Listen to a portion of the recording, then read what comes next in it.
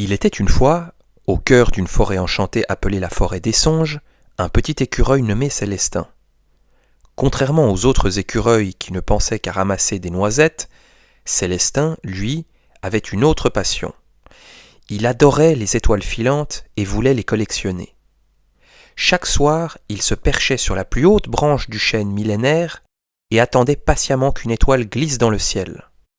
Mais les étoiles filantes étaient des créatures magiques, très rapides, et il n'arrivait jamais à les attraper. Elles scintillaient, puis disparaissaient en un éclair. Un matin, alors qu'il fouillait sous les feuilles pour trouver des glands, il découvrit une petite étoile, toute terne et fatiguée. C'était Lutine, une étoile filante qui était tombée du ciel. Elle avait perdu sa lumière en s'accrochant à une branche en descendant. « Oh, bonjour, dit Célestin, surpris. Pourquoi es-tu là? Et pourquoi n'es-tu pas lumineuse ?» expliqua sa mésaventure avec une petite voix triste. « Je ne peux plus remonter au ciel sans ma lumière.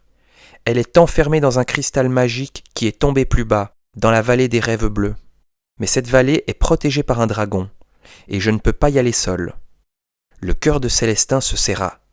Il savait que c'était sa chance de voir de près une étoile, mais il ne voulait pas la garder prisonnière. Il voulait l'aider. « Ne t'inquiète pas, Lutine, je vais t'aider. Je serai ton guide. Ensemble, nous allons récupérer ton cristal. » Célestin et Lutine se mirent en route. Ils traversèrent des prairies où les fleurs chantaient, traversèrent un ruisseau dont les galets étaient aussi ronds que des galets de chocolat, et franchirent la colline des chuchotements où le vent racontait de vieilles histoires. Arrivés à l'entrée de la vallée des rêves bleus, ils virent un immense dragon endormi, Inis. Son souffle faisait de la fumée argentée et ses écailles scintillaient comme des pierres précieuses. C'était lui le gardien du cristal. « Oh non, il est là !» murmura Lutine, apeurée. Célestin eut une idée.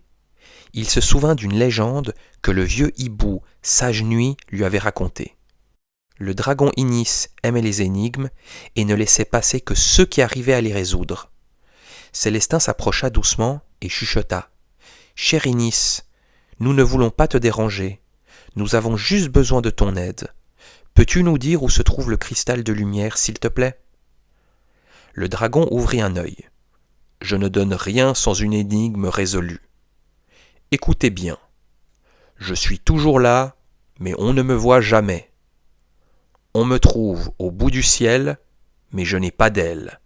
Qui suis-je » Célestin réfléchit, puis sourit. C'était une énigme facile pour un collectionneur d'étoiles. « C'est la nuit !» s'écria Célestin. Le dragon sourit à son tour. « C'est exact. Tu as un esprit aussi vif que la lumière d'une étoile.